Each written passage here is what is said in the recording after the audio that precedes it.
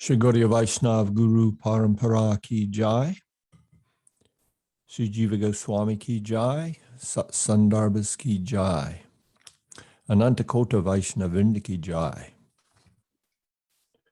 Glorious devotees, thank you so much for attending another presentation on Srila Jiva Goswami's Krishna Sandarbha.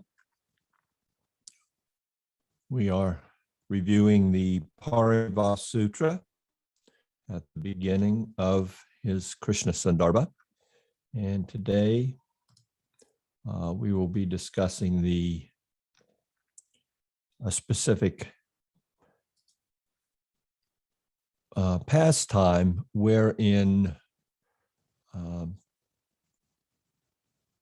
application of the Pariva Sutra is properly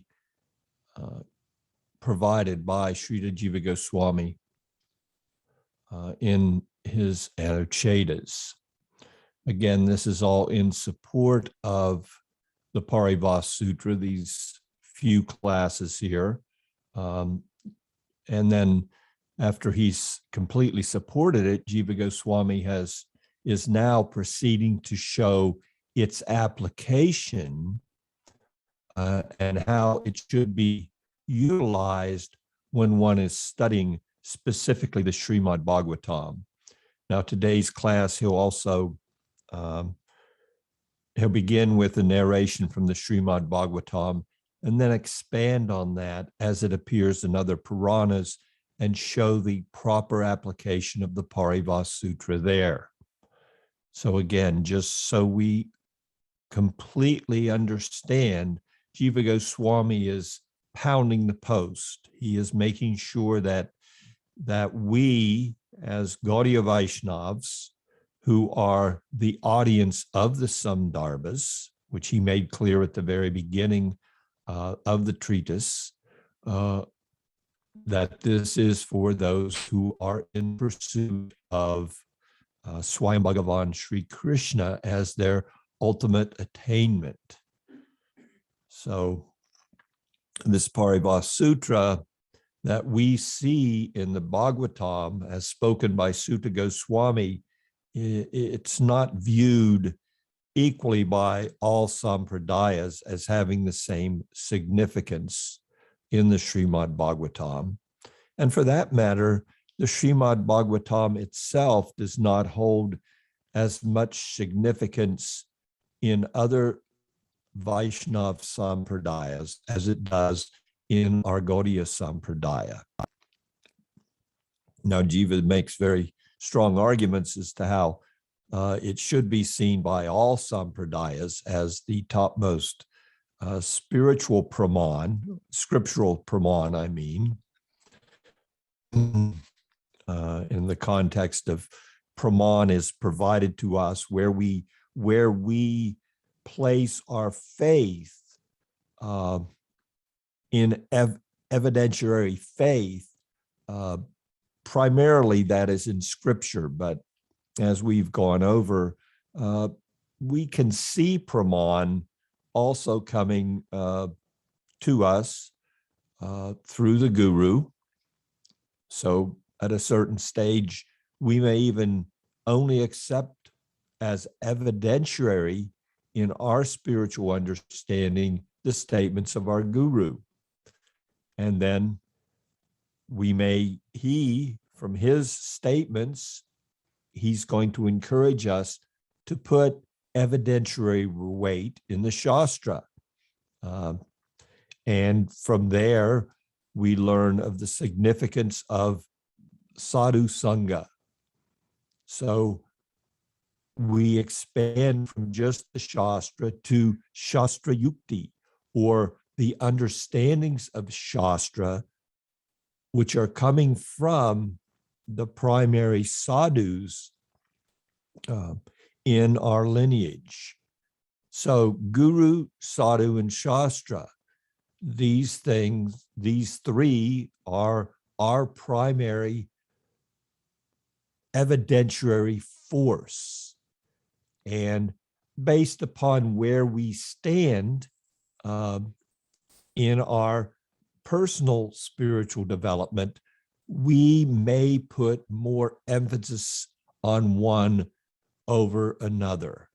And the expert spiritual master is quite adept in schooling us as to the proper application of our faith, how we should apply our faith according to our time, our place, our circumstance. And our circumstance, of course, is very much dependent on our personal qualification. So again, all of this, Sandarbha, the Krishna Sandarbha, the fourth of the 6 Sandarbhas, is based primarily on this verse from the very first canto of the Srimad Bhagavatam. Iti chamsa kalapumsa kṛṣṇastu Bhagavān svayam indrari vyakulam lokam mridayanti yuge yuge.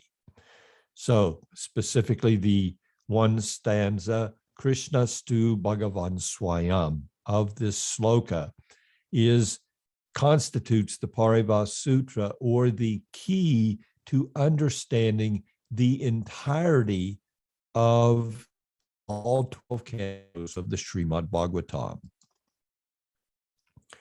Again, one of the interpretive forces for Srila Jiva Goswami in his presentation is hermeneutics. And from here we see that it's not simply the definition of hermeneutics itself goes beyond just simply the application of rhetorical rules to how we interpret scriptural texts, wisdom texts, philosophical texts. It goes beyond the rules. It is an art of understanding and an art of communication. And we see this art through the Sanskrit terminology of Jiva Goswami, Shastra Yukti. And as Jiva Goswami stated himself, he sees Shastra Yukti as the supreme praman. How are the Shastras understood, interpreted, and delivered by the sadhus who are adept in their spiritual practice, who are advanced? How do they interpret the scriptures? That is more important than just what we could call a copy and paste of a sloka from here or there to support one or another spiritual conclusion, which we may see as being significant. We have to take the whole picture into account. So that requires some real expertise, and that expertise comes through fine discrimination, which is developed in good association. And it comes gradually to us as we advance in our spiritual practice. So we're going on in this 29th Anucheta, wherein Sri Jiva Goswami is supporting the Pariva Sutra. And first he supported it in so many ways, and now he's going on to its application. Up to this point, the application was to look at the Pariva Sutra in relation to individual statements coming from the Bhagavatam.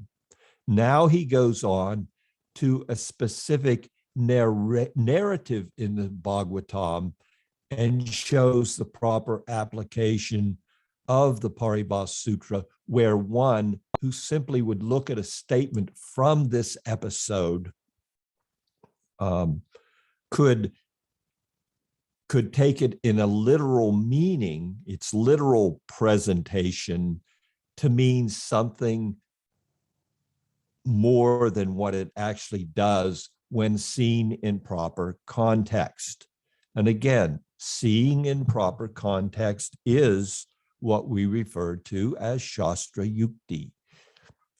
So Jiva writes in his 29th Anucheta, in this third subsection of the section, as we learned, an Anucheta itself is a section of his dealing with a specific subject.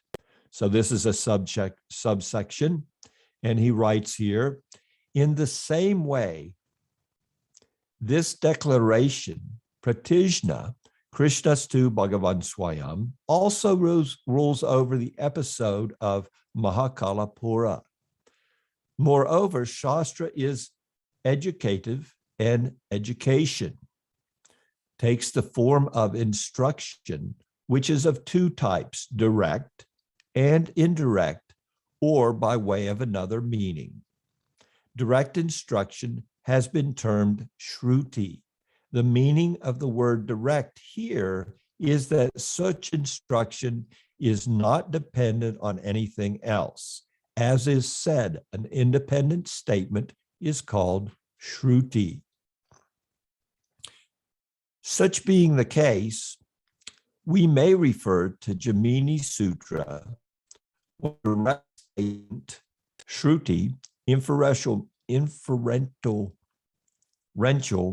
mark or word meaning, liṅga, sentence or syntactical connection, vakya, context or interdependence, pakarana, position or order of words, sthana and name, samakhya, are present simultaneously. Each member is progressively weaker in interpretive force because of increasing remoteness from the meaning. So Jiva is schooling us here that when there's a statement in Shastra, a wisdom text, a philosophical text, a direct statement, he's showing all the different kinds of statements that we may see. And those statements have different evidentiary weight. And the topmost evidentiary weight lies in a direct statement, like the statement, kṛṣṇas Bhagavān svayam. And then an indicative statement, a statement that's indicating something. It's inferring, it's giving it an inference, inferential meaning, or the syntax, how the sentence is put together, and the context, where is the sentence at? The word order, when we look at Sanskrit, it's a very precise language. So the position of the words means a lot in the Sanskrit language. And of course, name. So Jiva Goswami continues in this Anucheta, in accordance with this rule of the various levels of interpretive force, the subsequent interpretive criteria is further removed from the correct ascertainment of meaning than the one that precedes it. In other words, śruti's at the top of the list, and it has less interpretive force the further down the list that he just gave us from Jaimini-sūtra Muni, the less the interpretive force it possesses. So the statement, Krishna, however, is Bhagavan himself, is Sri Suta's direct statement to Sonika, and it overrides contradictory instructions conveyed through inferential marks, liṅga, in historical narrations, such as those in Bhagavad Purana and Mahabharata. So the direct statement rules over. It should not, Jiva continues, not be conjectured that the presiding Lord of Mahakalapura, Mahavishnu, had himself imparted just such a direct instruction to Krishna when he said, and now Jiva quotes from the Srimad Bhagavatam's 10th canto and the narration that he's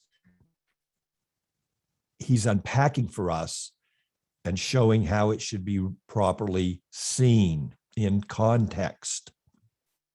Specifically, liṅga here. What is the statement that's being made, and how should we read it in light of the context of the narrative?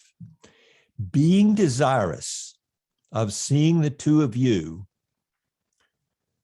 this is Mahavishnu speaking, Krishna and Arjuna, I had the sons of the Brahmana brought here. You are both my parts, Kala, who have descended upon the earth for the preservation of Dharma. After killing the Asuras, who are a burden to the earth, quickly return here once again to me. So hopefully everyone that's listening to today's presentation of Jiva's Krishna Sandarbha is somewhat familiar with this incident from the 10th canto. Just a quick recap. Krishna is ruling over as a prince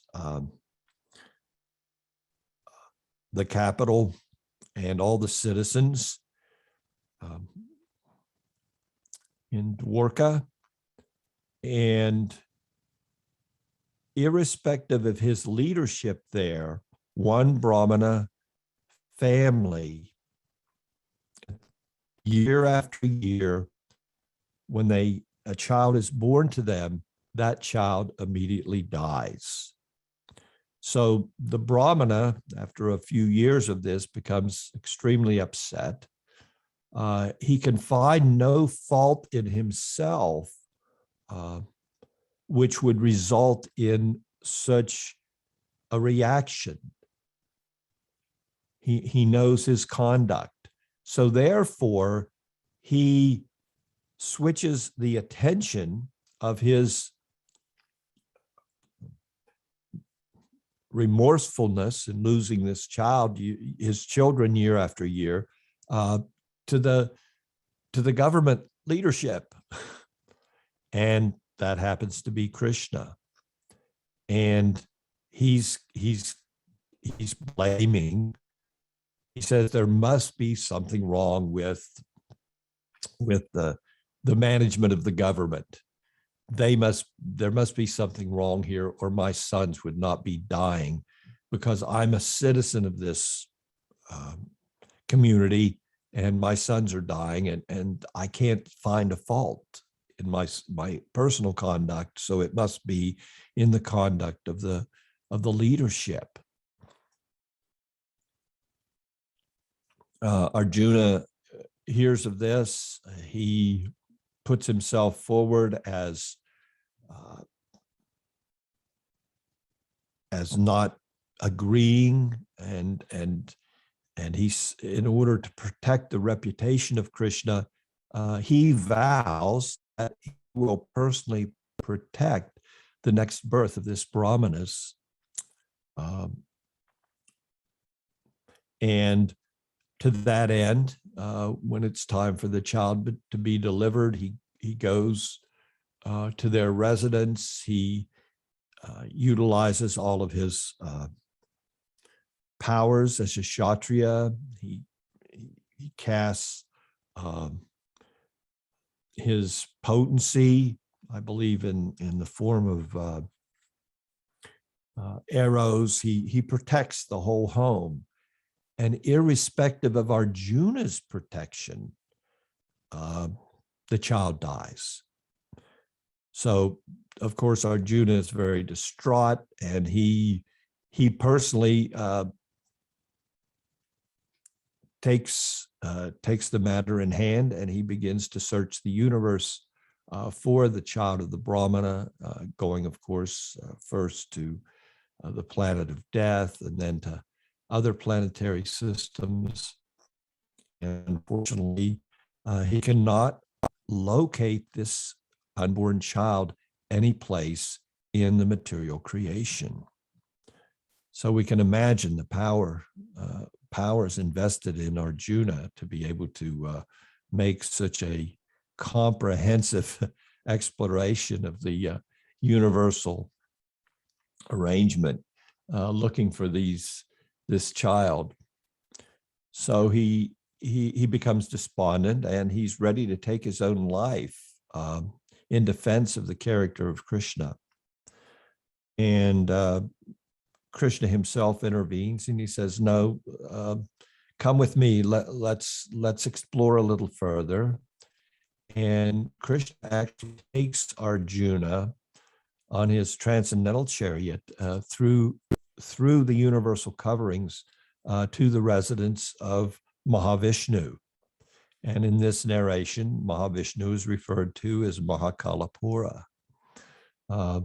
He's the Lord of that location, the supreme Lord of time, so to speak. And there they find not only this particular child that has just died, but all of the children of the Brahmana. And they were able to return the children and bring great joy to this Brahmana who was living in the kingdom presided over by Krishna. So this incident is related in the Srimad Bhagavatam's 10th canto, 89th chapter. This and another incident in regards to which of the guna avatars is supreme. But this particular incident, both of them are meant to highlight the transcendental position of Bhagavan Sri Krishna when he advents.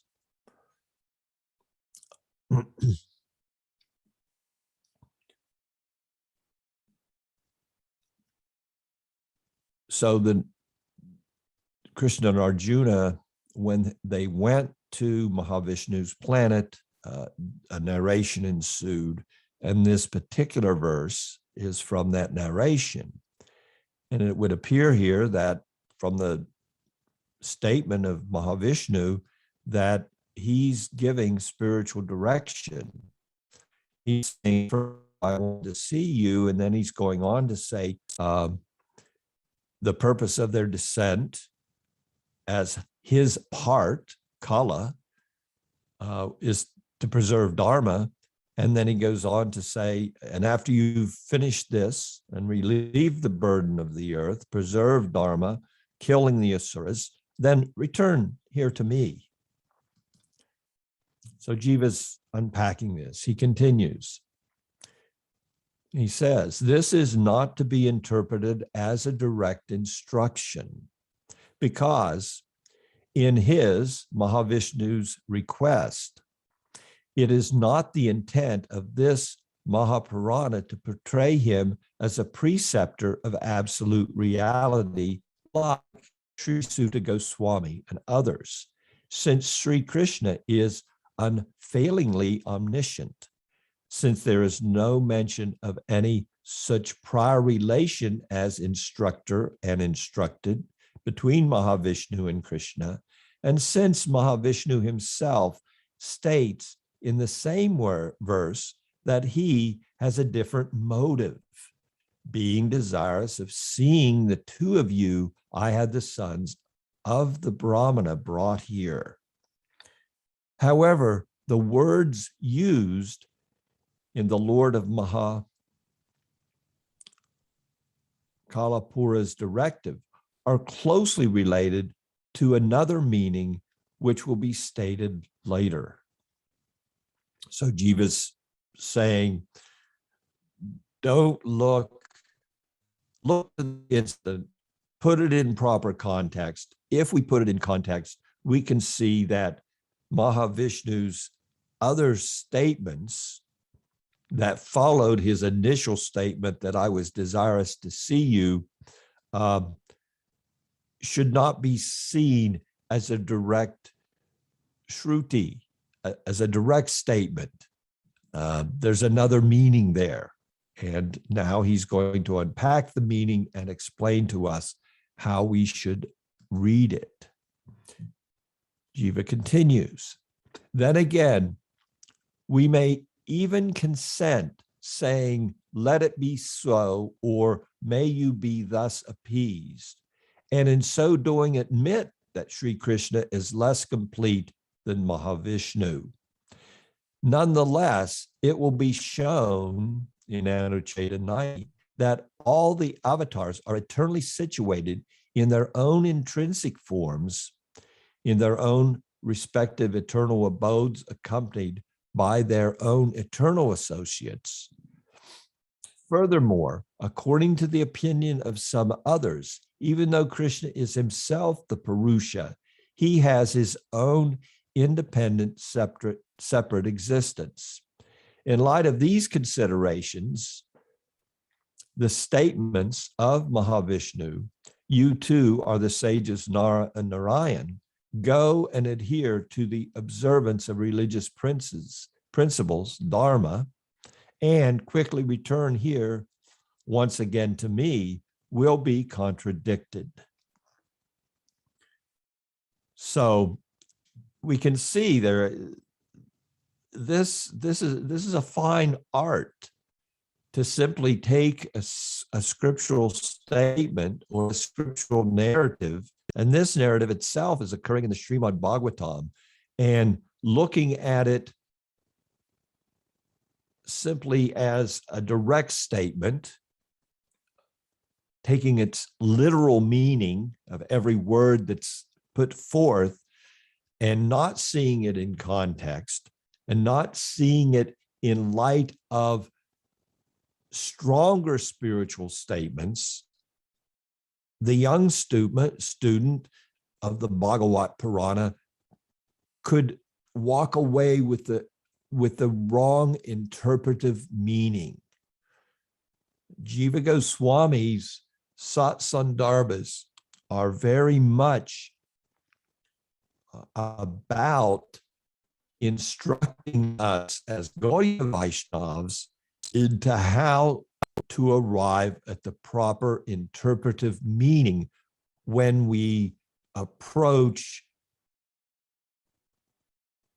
the Srimad Bhagavatam specifically and other scriptures generally in acquiring spiritual knowledge and understanding. Jiva Goswami continues in his Anucheta, setting aside our other arguments.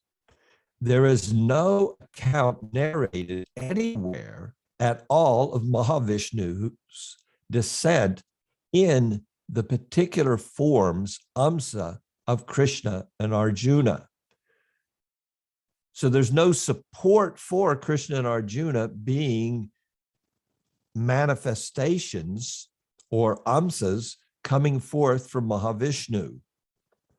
There's no support for that.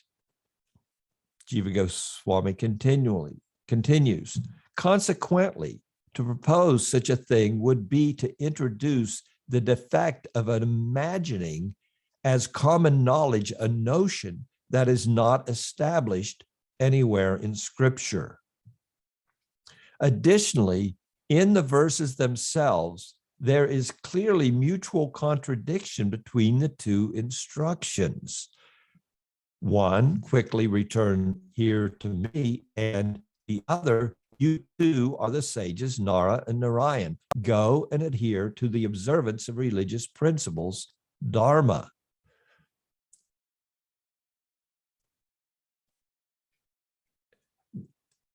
We, as students of the Bhagavat Purana, as aspiring to walk in the footsteps of the great acharyas and perform some little service to them,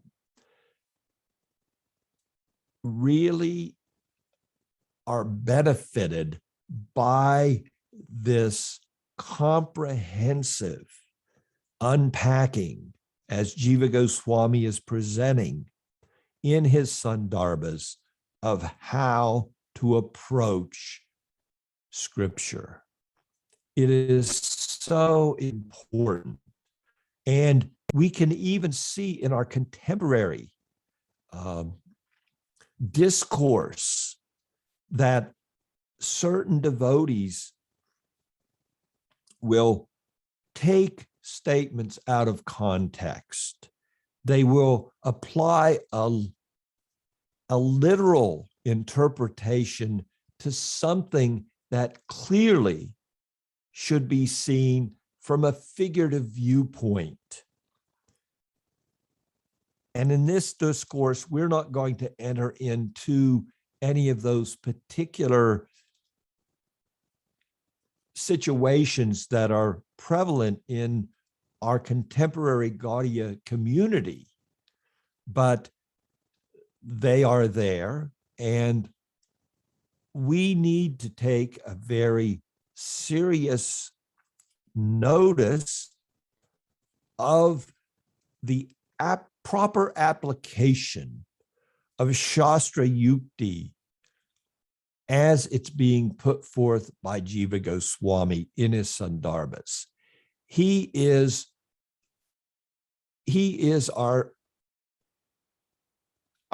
the primary force in our sampradaya for understanding scriptural interpretation. And for us to be schooled by him, even if we personally don't have the qualification, we don't have the background in Sanskrit, we don't have the background in the various philosophical schools, we're not schooled in all of the different rhetorical standards that he utilizes in putting forth his arguments in support of his statements, simply to allow ourselves to be absorbed, or to absorb our consciousness in his presentation is very beneficial, even if all it does is make us humble. It humbles us at the fact that I want to be able to help humanity in some small way, to assist my guru in some small way, and how to do that with the dignity and etiquette and humility that makes anything that I may do in their service significant. It really is beneficial. That's all I can come back to. It's so beneficial. If all we walk away from is an utter humility, there's no way that I can convey these meanings, but I can convey the humility of knowing what I don't know. And when I do speak or try to convey what I've heard from my spiritual master and from scripture, I do it with the utmost respect. Just as we approach Vraj and all the residents there, Pujala Raga, we are very, very respectful. And if we maintain that respect towards the scripture and towards the scriptural arguments that are put there by the masters of scripture and by the founding acharyas, empowered by Sri Chaitanya Mahaprabhu, accompanying him from his transcendental abode here to spread Krishna consciousness and give the topmost to human society, Golokare, Prema Dan. It's a magnificent and very humbling position for us. And to walk away from these kinds of narrations, even if all we walk away with is somewhat overwhelming, being overwhelmed by what's presented, it's all good. It's very good for us. And this study of the Sandarbhas, I have to say, has put me in that position of a complete, a student forever, knowing that there's so much that I don't know. Jiva Goswami continues, however, if Krishna and Arjuna were Mahavishnu's aṁśas, then because he witnesses everything in existence at all times, a gem held in his own palm, he would have been able to see them too, even from afar. This, however, is contradicted by his own words. I had the sons of the Brahmana brought here because of my intense desire to see you. It is concluded, therefore, that these two personal forms of Krishna and Arjuna can be seen by Mahavishnu only if and when Sri Krishna himself makes them visible to him. Such being the case, they cannot be Mahavishnu's parts, because the ability to see the two of them was absent in him, whereas the part cannot withhold its perceptibility from the whole.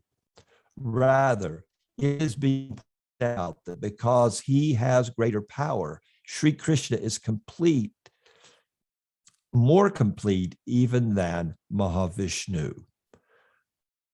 Such a profound insight that Mahavishnu, he's presiding over all the material manifestation. It's flowing forth from him.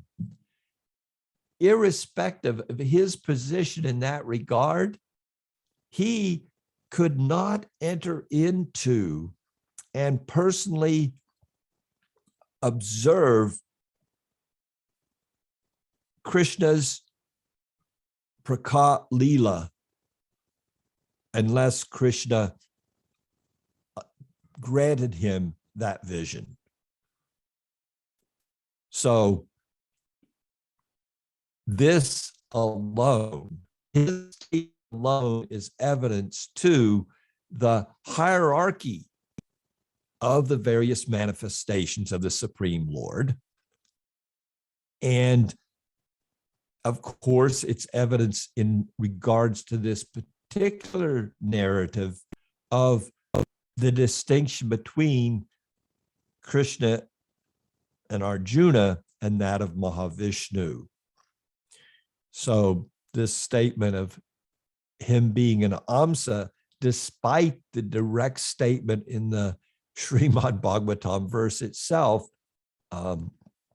does not hold evidentiary weight when compared in context to the other statements made by Mahavishnu and in the context of the entire narrative of the Srimad Bhagavatam. Jiva continues, even then the blinding of Arjuna's eyes by the effulgence of Mahavishnu and the fear he felt on seeing him are not contradictory, even though Arjuna did not experience such symptoms on seeing Krishna, who, being the whole aṁśa, of which Mahavishnu is but the part, aṁśa, has greater effulgence still. This is due to the fact that Swayam Bhagavan Sri Krishna himself manifested only as much potency as was suitable to nourish that particular Leela, while withholding his other potencies even though they were present. Additionally, it is observed that at times, even he himself is overcome in battle, even by ordinary human beings. Again, we see here, Jiva Goswami is pointing to the significance of prema and how it presides over the lila in such a way that prema, and in this particular instance, the Sakya prema between Arjuna and Krishna, although Jiva Goswami is not speaking specifically about that, he's indirectly pointing to that as indicative of the fact that Krishna's internal Swarup Shakti, and specifically in relationship to his Leelas with his prema bhaktis being presided over by Yogamaya, his internal potency, we have to see these interactions in relationship with the entirety of the overriding principle of the love between Krishna and his eternal associates, his devotees, and even his sadhikas, that prema rules over in such a way that love is nourished foremost in all of these interactions. So in this particular interaction, it appears Mahavishnu, his effulgence was so magnificent that he was blinded by his effulgence. But the narrative is saying, your Jiva Goswami is bringing out the point that Krishna stu Bhagavan Swayam. Krishna is the supreme manifestation. He's at the top of the hierarchy of Godhead, and Mahavishnu is secondary, so much so that he can't enter into the Leela and even experience it without Krishna's providing an opportunity to him for such an entrance and for such vision of his pastimes, his intimate pastimes, even his Prakat Leela, which is happening within the material universe, presided over by Mahavishnu. So he's hanging out with Krishna as a friend, and Krishna's effulgence isn't blinding him. But in this particular narration, he's being blinded by Mahavishnu's effulgence. So how to see that? And Jiva's schooling us. It has to be seen in this way. You have to take into consideration the entire context. You have to understand the hierarchy. And what are we discussing here? You have to properly apply the key that unlocks the mystery and the secrets of the entire Bhagavat narration. The entire narrative of the Bhagavat Purana has to be approached utilizing the Pariva Sutra, Krishnastu Bhagavan Swayam.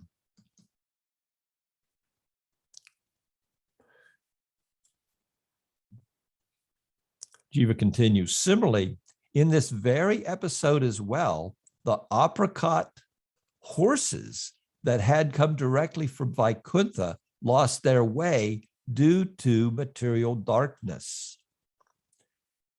In identical manner, Sri Krishna's beholding Mahavishnu with reverence should not be regarded as inappropriate, because on other occasions he displayed such reverence towards Sri Rudra, Narada Muni, and others, although they are not on a par with him. In this way, no objection can be raised on the basis of this particular or any other Leela of his, because he is supremely independent in his behavior. How independent? At the Rajasuya sacrifice, he can personally wash the feet of all those that are coming to attend. This is Sri Krishna, the Supreme Personality of Godhead, taking on such a humble position, whereas all those that are coming to attend, they should be, as the result of the Rajasuya sacrifice, he was elected as the topmost worshipable personality in the entire assembly. But still, he took on a subordinate position. So similarly, his taking on of subordination is part of the various Leela narratives. They go to enhance his position, not diminish it. They are an ornament to his transcendental character and his transcendental subordination to the love that he exchanges with his devotees.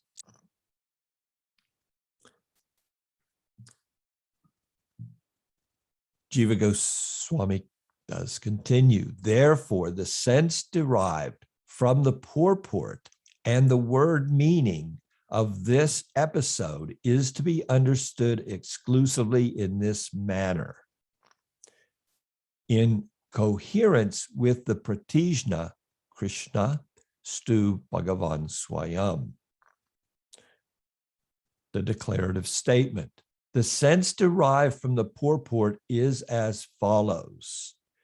So Jiva is really not giving us any room to misunderstand any of this incident. He writes, in the Leela of worshiping Govardhan, Sri Krishna manifested a particular divine form of his for the play of amazing the cowherd people. Although he is Swayam Bhagavan, he himself offered obeisances to himself in that form along with them. Similarly, for the play of amazing Arjuna, he had the sons of the Brahmana stolen through his form of Sri Mahākāla. Along the way to Mahakalapura, he arranged to have Arjuna experience various wonderful things, and on arriving there, he showed him his particular divine form called Mahākāla. Then, along with Arjuna, he offered obeisances to that form of his, and in that same form spoke the aforementioned words to himself, accompanied by Arjuna.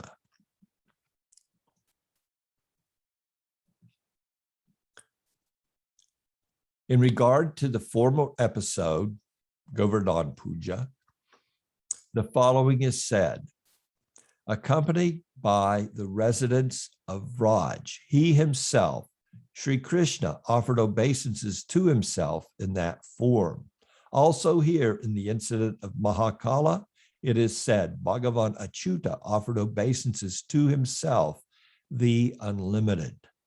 Therefore, in Harivamsa Purana, while referring to the effulgence surrounding Mahākāla, Sri Krishna himself told Arjuna, this is my effulgence, which is eternal. Additionally, the sense derived from the words sabda themselves is as follows. Referring to Sri Mahākāla, the adjective Purushottama, Purushottamotama has been used. In this compound qualifier, the word Purusha refers to the jiva.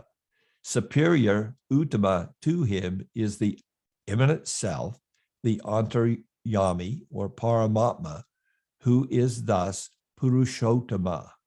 Superior, uttama, even to that immanent self, is he who embodies the power of Mahākāla as the effulgence of Bhagavān. So Jiva Goswami is here breaking down the hierarchy of these various manifestations coming forth from Krishna.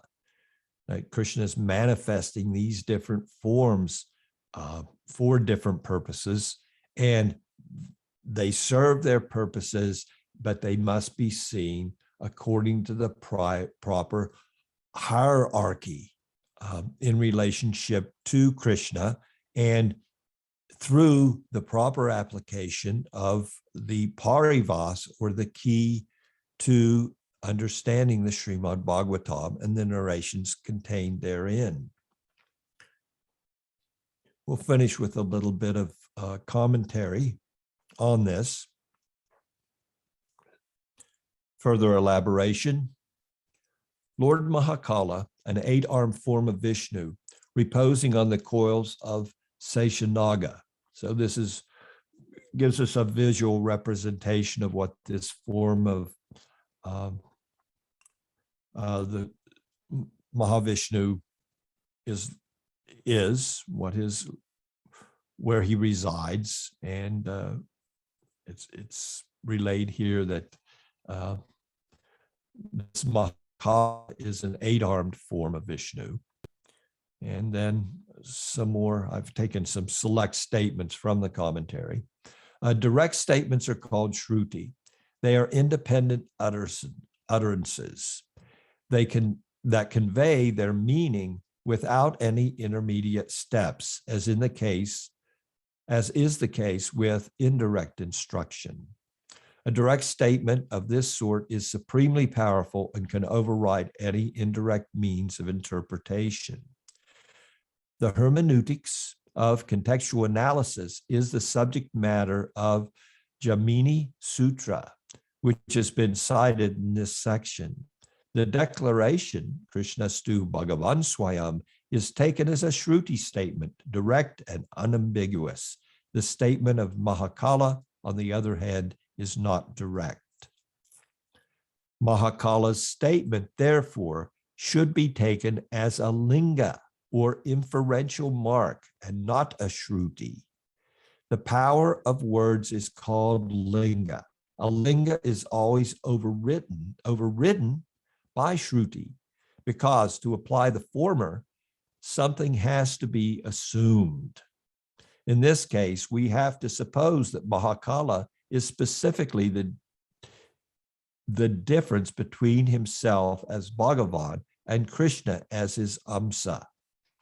Such an assumption, however, contradicts the śruti statement and is therefore rejected. So even in Srimad Bhagavatam, even a statement made by the Lord himself in his manifestation as Mahavishnu can be rejected if it is not a direct statement, and if it's seen in the context, in a context, even if it appears to be an instruction by the Lord himself in his form as Mahavishnu, it is not accepted.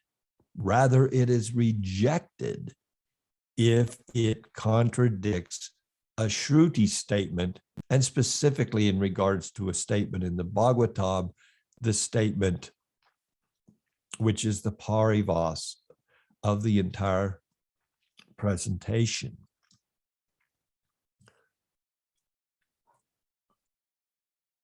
We'll read on in some of the commentary here.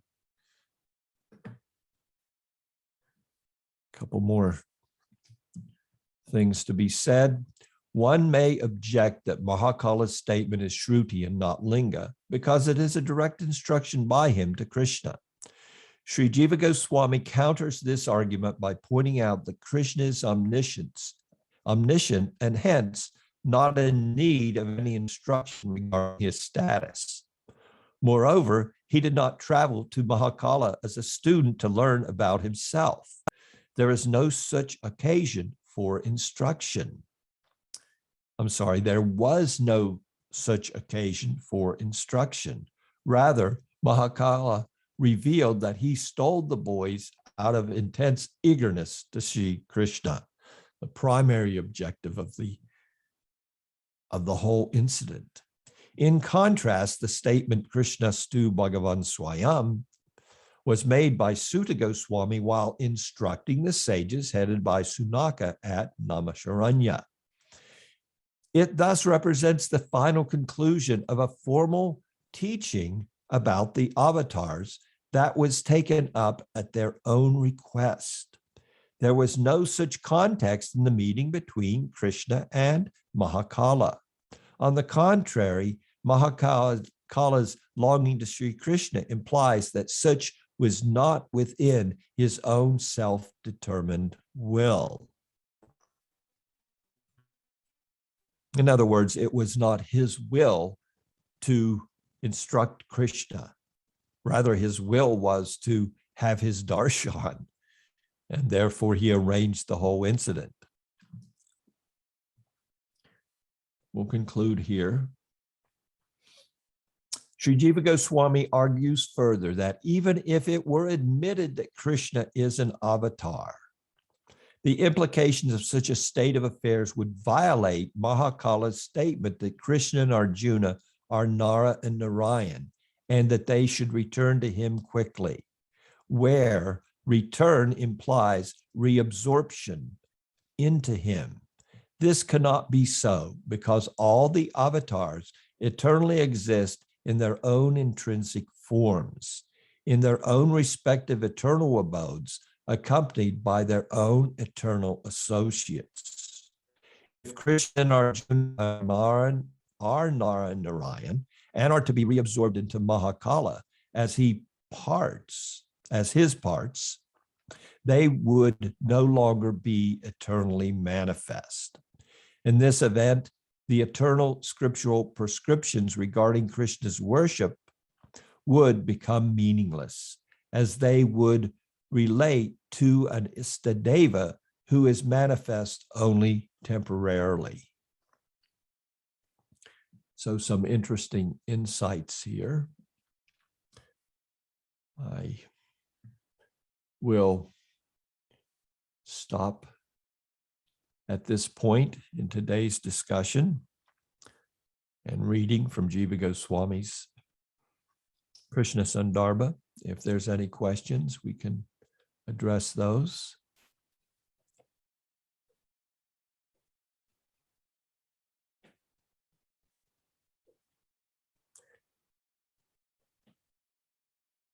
And if not, I will sincerely thank you for your kind association.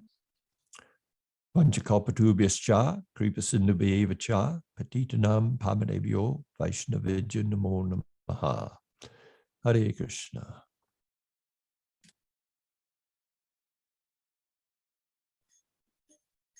Krishna Kirtana Gana Ratana Pano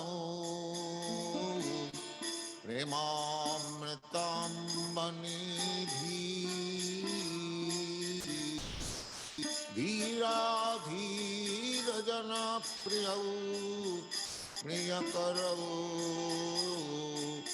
Nirmasaram Pujitau